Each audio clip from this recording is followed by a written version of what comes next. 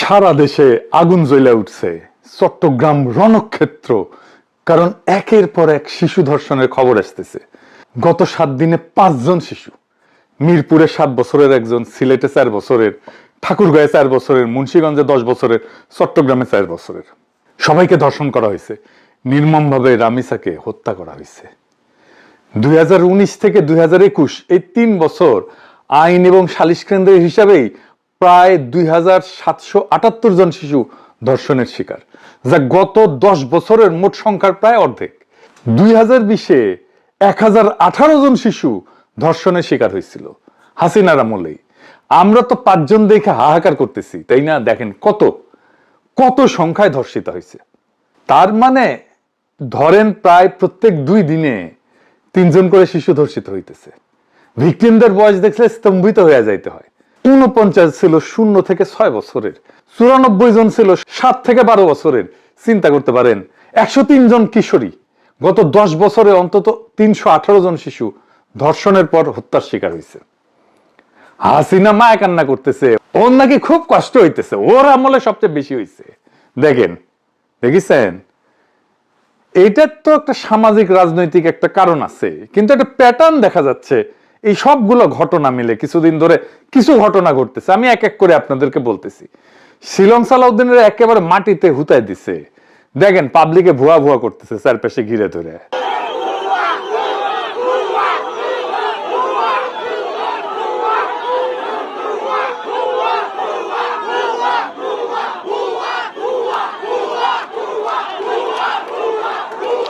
দেখেছেন একজন স্বরাষ্ট্রমন্ত্রী যে 3 মাস আগে দায়িত্ব নিছে, যে কিনা ডিফ্যাক্টো প্রাইম মিনিস্টার, যে কিনা একজন বিশিষ্ট ইন্ডিয়ান মাল, তারই অবস্থা জ্ঞান। শুধু তাই না, গত পরশু মিরপুর বস্তি উচ্ছেদ করতে গিয়ে পুলিশ যে দাবরানি খেয়েছে তা অবিশ্বাস্য। ঊর্ধ্বশ্বাসে দৌড়াইতেছে পুলিশ আর পাবলিকে পিটাইতেছে।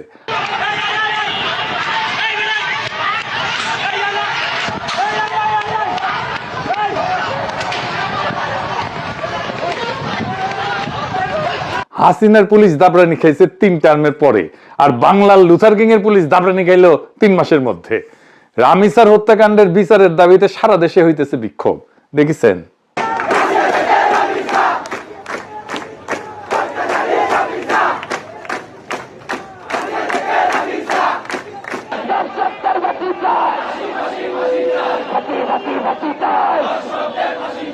তারা স্লোগান দিয়ে কিন্তু তারা এখানে অবস্থান করছে। তাদের দাবি তারা দ্রুত রামিসা হত্যার বিচার চাই। কারণ হচ্ছে এই ধরনের হত্যাকাণ্ড, এই ধরনের পাশবিক ধর্ষণের পর হত্যাকাণ্ড, এই ধরনের ঘটনার যদি দ্রুত বিচার না হয় তাহলে এই ধরনের ঘটনা সারা দেশব্যাপী বিভিন্ন সময় বিভিন্ন জায়গায় ঘটতে থাকবে। যার কারণে তারা এই ঘটনার সুষ্ঠু তদন্ত করে এবং দ্রুত বিচার চায়। এর মধ্যে বাইট স্কুলের ছাত্ররা রণক্ষেত্র বানাইলো। দেখেন, চেয়ারম্যান অপমান করেছে এক ছাত্রীকে, সে ছাত্রী আত্মহত্যা করেছে। দেখেছেন কি অবস্থা করেছে চেয়ারম্যানের? রাইট স্কুলের চেয়ারম্যানের অবস্থা আপনারা দেখতে পাচ্ছেন। উদ্ধার করতে গেলে ব্রাইট স্কুলের চেয়ারম্যানকে শিক্ষার্থী অভিভাবকরা এভাবে মারধর করেন এবং পুলিশ উদ্ধার করতে গিয়ে হিমশিম খান। চট্টগ্রামে কিন্তু কোনো রাজনৈতিক দল নামে নাই, নামছে সাধারণ মানুষ। আমি খোঁজ নিয়ে জানছি লীগের পোলাপান কিছু ঢুকিছিল এই চান্সে, ওরা তো চান্স নেবেই। কইছিলাম বিএনপি রে যা আসেন ডলা দিয়া ওগরে ওগরে আপার কাছে পেটে দিই না, তখন ওদের ভোট লাগবি, ভোট এখন খাও মারা। এই শিলং সালাউদ্দিনের সব হ্যাডম ফুস করে নিবে গেল। দেখেছেন? এরপর উই আর মন্ত্রণালয় চালাবার পারবি। সে স্টেডিয়ামে যায়, ভুয়া ভুয়া স্লোগান উঠে। সে ভিকটিমের বাসা যায়, ভুয়া ভুয়া স্লোগান উঠে। তার পুলিশ খায় দাবরানি, উই শেষ। রাস্তায় আজ থেকে শিলং সালাউদ্দিনের পদত্যাগের দাবি শোনা যাবে। আমি কয়ে দিলাম, দেখেন আজকে থেকে শুনবার পারবেন। মানুষ উৎসাহ সহকারে সাপোর্ট দিবি। আর এটা শিলং সালাউদ্দিন অ্যাচিভ করেছে জুলাইয়ের সাথে গাদ্দারি কইরা। মানুষ হেভি বিলা হয়ে আছে ওর উপরে। ওকে পাইরা ফেলতে পারলে মানুষ মহামাজা পাবি।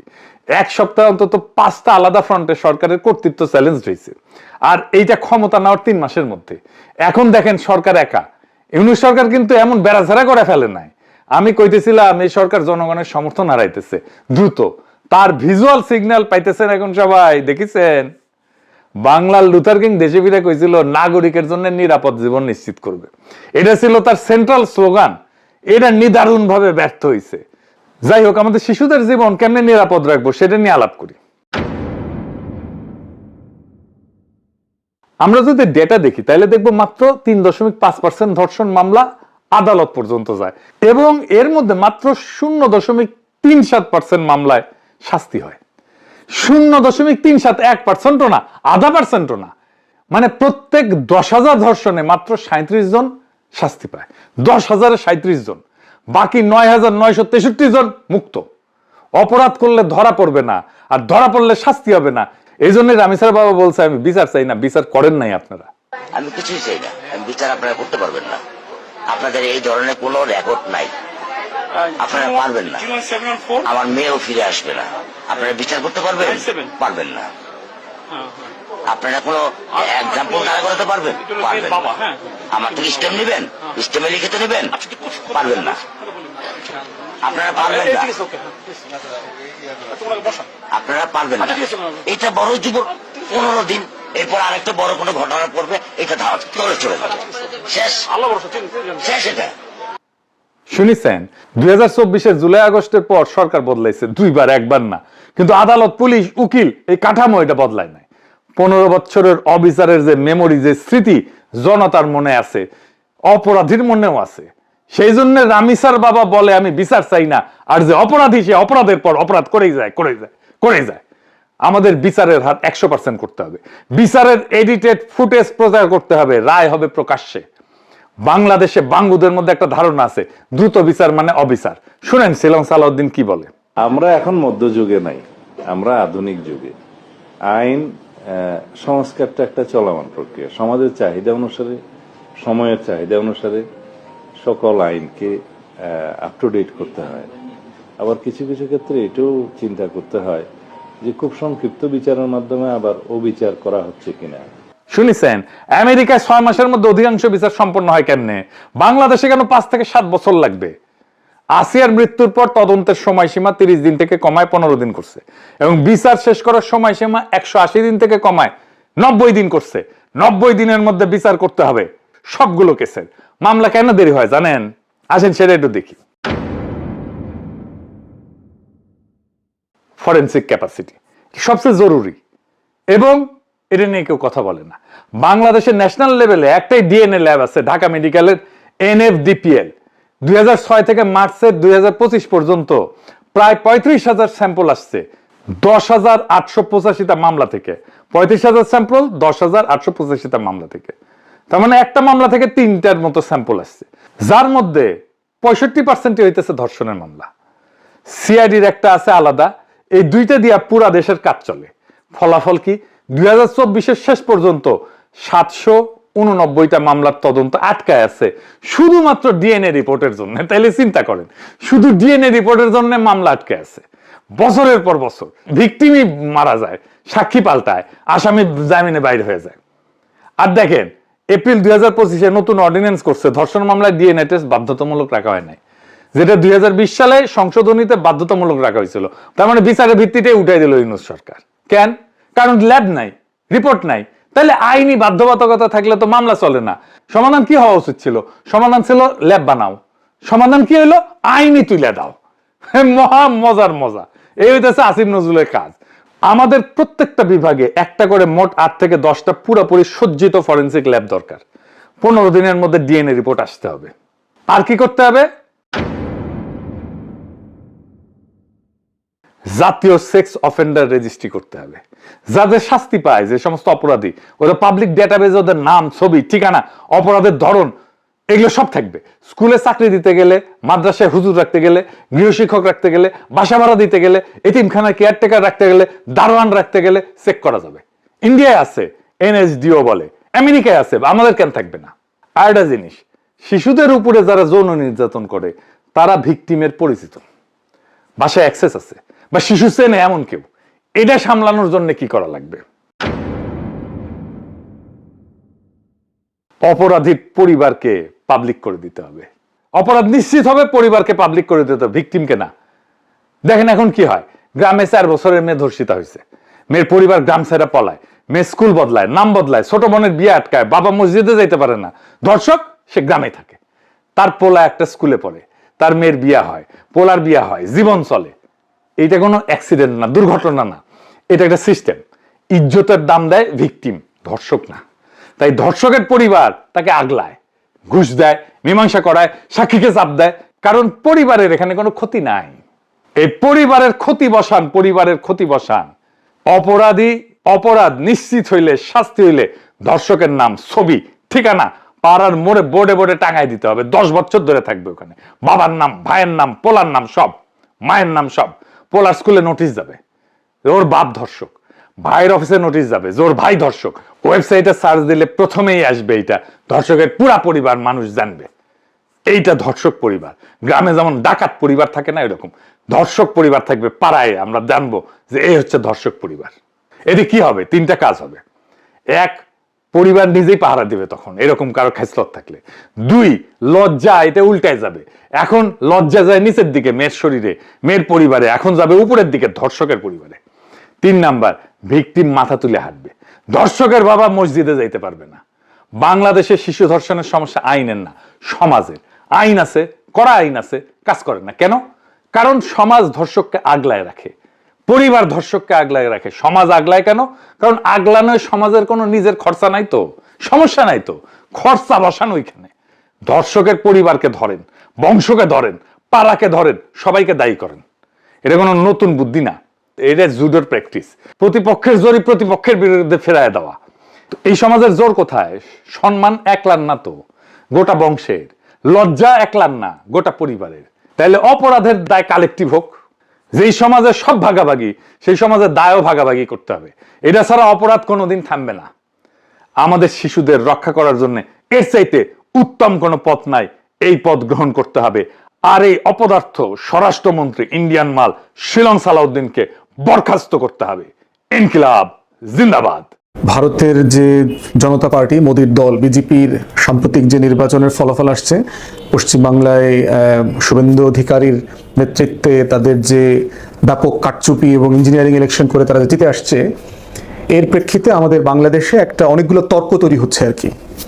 এবং একই সাথে আমাদের পূর্বাঞ্চলে আসাম, ত্রিপুরাতেও বিজেপি শাসন করছে। তো সেইখানে যে তর্কগুলো হচ্ছে যে বিজেপি যে একটা ধর্মীয় দল, এই একই রকম একটা ধর্মীয় দল আকারে ইসলামী দলগুলো কি বাংলাদেশে উত্থান হচ্ছে কিনা, এবং এটা জাস্টিফিকেশন হচ্ছে। আমরা যখনই বিজেপির হিন্দুত্ববাদী ফ্যাসিস্ট রাজনীতি এগুলো নিয়ে কথা বলবার চেষ্টা করছি, বাংলাদেশের যারা আওয়ামী, শাহবাগী, বাম এই যে চক্র আছে, এই চক্র বলবার চেষ্টা করতেছে যে ওই পারে শুভেন্দু অধিকারী আর এইবারে জনাব শুভেন্দু সাহেবরা, শুভেন্দু মাওলানারা আছেন। এইভাবে একটা বয়ান তৈরি করবার চেষ্টা চলতেছে যে অ্যাজ ইফ মানে একই রকম একটা জিনিস। তো এইটা হইলে তো ওইটাও তো ঠিক আছে, অন্তর্বর্তীকালীন সরকারের অধীনে এই সময়টাতে বাংলাদেশে জামাত সহ ইসলামী দলগুলো দক্ষিণ পন্থার উত্থান হয়েছে, দক্ষিণ পন্থা শক্তিশালী হচ্ছে।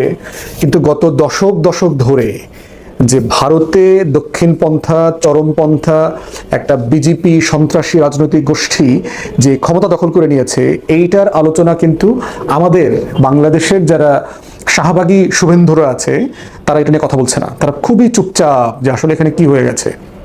তারা যে কলকাতার পূজা করে, তাদের যে নবী রবীন্দ্রনাথ ঠাকুর তাকে তারা উপাস্য মনে করে, ভারতের কলকাতার নাটক, সিনেমা, গল্প, উদারতা, বাঙালি সংস্কৃতি, বাঙালিয়ানা, এপার বাংলা ওপার বাংলা, উদারতা, মানে এই যে বয়ান গত 6-7 দশক ধরে আমাদেরকে খাওয়ানো হয়েছে, এইটা সাডেনলি কয়েন যখন বদলে গেছে, তারা এইটার সাথে আর কোনো মানে মেজার করতে পারতেছে না, এটাকে তারা কোনোভাবে ব্যাখ্যা করতে পারতেছে না। এই জন্য দেখবেন যে বাংলাদেশে টোটাল এই যে নির্বাচন হয়ে গেল ভারতে, এই যে গেরুয়া বাহিনী যে পুরো ভারতবর্ষের একটা বিশাল অংশ দখল করছে, এটা নিয়ে বাংলাদেশের এই সুশীল ভারতপন্থী যে শাহবাগীরা আছে তাদের নিয়ে সিম্পলি তাদের কোনো বক্তব্য নাই, তারা চুপচাপ। তারা সবাই ব্যস্ত, এক একজন এখন হাম বিশেষজ্ঞ হয়ে গেছে। যে ও কবিতা আবৃত্তি করে তিনিও এখন হাম বিশেষজ্ঞ, যিনি অভিনয় করেন, পরকীয়া করেন, তিনিও হাম বিশেষজ্ঞ, যিনি আওয়ামী ফ্যাসিবাদের দালালি করছেন তিনিও হাম বিশেষজ্ঞ, যারা বাংলাদেশে 24-এর গণ অভ্যুত্থানকে যাদেরকে হানাদার সন্ত্রাসী বলছেন, তারাও এখন জ্বালানি বিশেষজ্ঞ। দিনরাত হাসিনার পূজা করা, সামন্তলাল সেনকে কেন চিকিৎসা দিতে দেওয়া হইল না যখন মাইলস্টোনে প্লেন পড়ল গিয়ে, এটা নিয়ে তারা খুবই মায়া কান্না করছেন। মানে তারা মানে এত আবেগ ঘন শিশুর মৃত্যু নিয়ে তারা চিন্তিত। মানে এই টোটাল গোষ্ঠী দেখবেন বিজেপির রাজনীতি নিয়ে তাদের কোনো ইয়ে নাই, কোনো বক্তব্য নাই। এখন মৌলিক জায়গা যেটা, সেটা হচ্ছে বিজেপির রাজনীতিটা বোঝা, যেটা নিয়ে আমরা অনেকবার কথা বলছি, যে অখণ্ড ভারতের যে রাজনীতি, বিজেপি যে ফ্যাসিস্ট আইডিওলজিতে বিশ্বাস করে, হিন্দুত্ববাদ, অখণ্ড ভারত, এই হিমালয় হিন্দুকোষ থেকে শুরু করে একেবারে ভারত মহাসাগর পর্যন্ত যা আছে ডানে বামে সব মিলায় নাকি একটা দেশ হবে, এরকম একটা সোনার ভারত নাকি বহু আগে ছিল এক সময়, আর্যদের সেই সভ্যতা মৌর্য টুর্য সব মিলায় সময় নাকি ছিল যদিও। এবং এই পুরো আইডিয়াটা হচ্ছে ব্রিটিশ যারা রাইটার ছিলেন, ব্রিটিশ কলোনিয়ালিস্টরা ছিলেন তাদের মধ্য থেকে আসছে। জেমস মিলের যে হিস্ট্রি অফ ইন্ডিয়া তে তারা যে গোল্ডেন এইজ বলে যে জিনিসটাকে আইডেন্টিফাই করেছে, যে ওই সময়টা।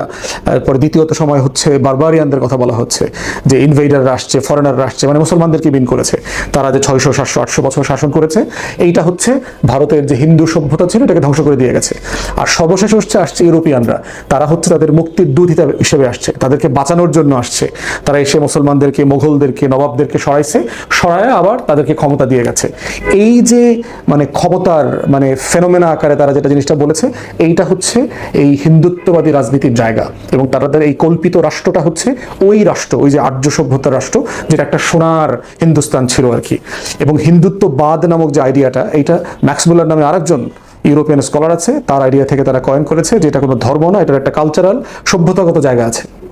পুরোটা মিলে হচ্ছে অখণ্ড ভারত রাষ্ট্রের জায়গা। এখন সেই রকম একটা জায়গা থেকে কন্টিনিউয়াসলি কম্পেয়ার করা হচ্ছে যে এখানে জামাত আছে, এখানে হেফাজত আছে, এখানে ইসলামী ঐক্যজোট আছে, এখানে খেলাফতে মজলিস আছে, তাহলে আমাদের এখানে তো দক্ষিণ পন্থার উত্থান হয়েই আছে। এখন ওই পারে এটা হচ্ছে, তো আমাদের আজব হওয়ার কি আছে? আমাদের দরজায় তো এই অবস্থা হয়েছে, এটার জন্য ইউনিট সরকার দায়ী। এবং দেখবেন এরকম একটা বয়ান কন্টিনিউয়াসলি বলবার চেষ্টা করা হচ্ছে। প্রশ্ন হচ্ছে যে বাংলাদেশের কোনো ইসলামী দল কি তার ইসলামী থিওলজির, তার যে ডক্ট্রিন, তার মতাদর্শিক রাজনীতি, তার যে কল্পিত রাষ্ট্র, ইসলামী রাষ্ট্র, সেরকম রাষ্ট্রের কথাই তারা কি বলেছে যেখানে মুসলমান ছাড়া কেউ থাকতে পারবে না, সবাইকে আরবি ভাষায় কথা বলতে হবে, তার এই বিশাল ভূখণ্ড আছে, এটা সে দখল করে নিয়ে একটা মুসলিম রাষ্ট্র বানাবে, মাইনরিটিদেরকে কনসেন্ট্রেশন ক্যাম্প করে, ডিটেনশন সেন্টার করে, বিভিন্ন আইন বানায় সকল হিন্দুদেরকে, বৌদ্ধদেরকে, খ্রিস্টানদেরকে, উপজাতিদেরকে, পাহাড়িদেরকে নাই করে দেবে? এই রাষ্ট্র প্রকল্পের কথা কি ইসলামপন্থীরা কখনো বলেছে? বলে নাই। ভারতের প্রধানমন্ত্রী হচ্ছে মোদি, গুজরাটের মুখ্যমন্ত্রী থাকা অবস্থায় 2 থেকে 5,000 মুসলমানদেরকে গণহত্যা করেছে। এরকম কোনো গণহত্যা কি বাংলাদেশে ইসলামপন্থী রাজনৈতিক দল করে আবার ভোটে জিতে ক্ষমতায় আসছে? এটা সম্ভব বাংলাদেশে প্র্যাকটিক্যাল? যেটা বিজেপি করে মুখ্যমন্ত্রী থেকে এরপরে সে প্রধানমন্ত্রী হয়ে গেছে। তাহলে ভারতের যে জাতপাতের রাষ্ট্র কাঠামো, সেখানে যে কাজগুলো করা সম্ভব, যে ব্রাহ্মণিজম চলছে, 16% জনগোষ্ঠী পুরো দেশ দখল করে নিয়েছে, কাঠামো, এস্টাবলিশমেন্ট, আর্থিক লেনদেন সবকিছু, সেই রকম একটা বাস্তবতা কি বাংলাদেশে কোনো ইসলামপন্থী দল আছে? কোনোদিন সম্ভব প্র্যাকটিক্যালি? বাবরি মসজিদ যখন ভাঙা হয়েছে এবং তখন অনেক আলেম ওলামা কেরাম এবং ইসলামপন্থী অনেক লোক কিন্তু এটার প্রতিবাদ যেমন করেছে, সহিংসতার চেষ্টা করা হয়েছে, কিন্তু কয়টা মন্দির ভেঙেছে? বাংলাদেশে কি শত শত মন্দির নাই হয়ে গেছে? বাংলাদেশের ইসলামিক দলগুলো কি মন্দির ভাঙা শুরু করেছে? আরেকটা কাজ দেখবেন একই সাথে করার চেষ্টা করে, একটা দুইটা মাজার ভাঙার, মাজারের দখল হাবিজাবি, এইসব বিষয়কে নিয়ে জামাত, শিবির, হেফাজত, এনসিপি, ইসলামপন্থী সবাইকে ব্লেম করা হয় মোটা দাগে আর কি। অথচ প্রত্যেকটার সাথে পুঁজির সাথে সম্পর্ক আছে, অর্থনীতির সাথে সম্পর্ক আছে, চাঁদাবাজির সাথে সম্পর্ক আছে। এই যে মিরপুরের শাহ আলী মাজার, এই মাজারের ট্রাস্টে 400 দোকান আছে। ঢাকার মতো একটা জায়গায় কোনো মাজারের যদি 400 দোকান থাকে, তাহলে তার কত হাজার কোটি টাকা সম্পত্তি আছে। এখানে সিম্পলি কমিটি বাণিজ্য আছে, এখানে দখল বাণিজ্য আছে, সেটা চেষ্টা করা হচ্ছে। এখানে মাদকের ব্যবসা আছে, বেশ্যালয় আছে, এই সব কিছুকে নিয়ে যে সিন্ডিকেট, এইটার দখল বাণিজ্য, এখানে মালিকানা পরিবর্তন চলছে, আওয়ামী লীগ থেকে বিএনপিতে যাচ্ছে। কিন্তু কি করলো? ঝামেলাটা পাকায় দিয়ে হুজুরদের উপর চাপাই দিল, তৌহিদি জনতা, মব। এই যে বিজেপির ফ্রেমে বাংলাদেশকে ব্যাখ্যা করবার চেষ্টা আমাদের শাহবাগী শুভেন্দু অধিকারীরা করতেছে বাংলাদেশের, তাদেরকে মাথায় রাখা দরকার, তাদেরকে এই মিথ্যাচারটা তাদেরকে ফেস করতে হবে। অতএব আমাদের বক্তব্য হচ্ছে যে ইসলামপন্থী রাজনীতি আপনার ভালো লাগতে পারে, জামাতকে আপনার, খেলাফতে মজলিসকে আপনার ভালো লাগতে পারে, এটাই গণতন্ত্র, আপনি পক্ষেও থাকবেন বিপক্ষেও থাকবেন, কিন্তু ইসলামপন্থী রাজনীতিকে বিজেপির ফ্যাসিবাদী রাজনীতির সাথে কম্পেয়ার করা এবং কন্টিনিউয়াসলি সারা বাংলাদেশে, সারা ভারতবর্ষে তারা যে ফ্যাসিবাদ কায়েম করছে, বাড়িতে ঢুকে ফ্রিজে গরুর গোশত রাখা আছে কিনা সেটা কিন্তু চেক করতেছে। এবং দেখেন পশ্চিম বাংলায় এই সাম্প্রদায়িক রাজনীতির সবচেয়ে বড় ভিকটিম কারা হচ্ছে আজকে? গরিব হিন্দুরা, যারা গরু লালন পালন করে, ফার্ম করছে, তাদের সবচেয়ে বড় ব্যবসার মৌসুম হচ্ছে কোরবানি। মুসলমানদেরা কোরবানির সময় তার গরু কিনে নিয়ে যাবে, কিন্তু আজকে যেটা হচ্ছে যে মুসলমানরা গরু কিনতেছে, কেনা গরুটা পথের থেকে আবার বিজেপির লোকজন রাস্তা থেকে নামায়া হেনস্থা করতেছে। মুসলমানরা গরু বয়কট করছে যে আমরা কোনো হিন্দু খামারির গরু কিনবো না, কোরবানি খাসি দিয়ে করা যায়, ভেড়া দিয়ে করা যায়, ছাগল দিয়ে করা যায়, আমরা করবো না, গরু নিবই না এবার। তাহলে এখন কি অবস্থা হয়েছে? তাহলে হিন্দুত্ববাদী বিজেপির রাজনীতির সবচেয়ে বড় ভিকটিমকে এবং প্রধানতম ভিকটিমকে সাধারণ হিন্দু জনগোষ্ঠী। অতএব সেই জায়গাতে আমাদের বক্তব্য খুব পরিষ্কার যে বিজেপির সমকক্ষীয় কোনো ফ্যাসিবাদী রাজনৈতিক গোষ্ঠী ভারতবর্ষে নাই, কোথাও নাই, এই আমাদের পুরো সার্ক অঞ্চলে নাই। অতএব সেই জায়গায় বাংলাদেশের কোনো ইসলামিক দল যারা আপনার পছন্দ না হইতে পারে, যাদেরকে আপনি ভোট নাও দিতে পারেন, কিন্তু তারা সবাই গণতান্ত্রিক সাংবিধানিক রাজনীতি করতেছে, মানবাধিকার লঙ্ঘনের সবচেয়ে বেশি শিকার তারা হয়েছে গত 17 বছর, গুম খুন, হাজারে হাজারে মানুষ খুন হয়েছে তাদের। তারা কেউ এই ফ্যাসিবাদী রাজনীতি করে না, বরং বিজেপির সবচেয়ে কাছাকাছি সংগঠন ছিল বাংলাদেশে আওয়ামী লীগ। আওয়ামী লীগ হচ্ছে একই রকম ফ্যাসিবাদী কাঠামো তৈরি করেছিল।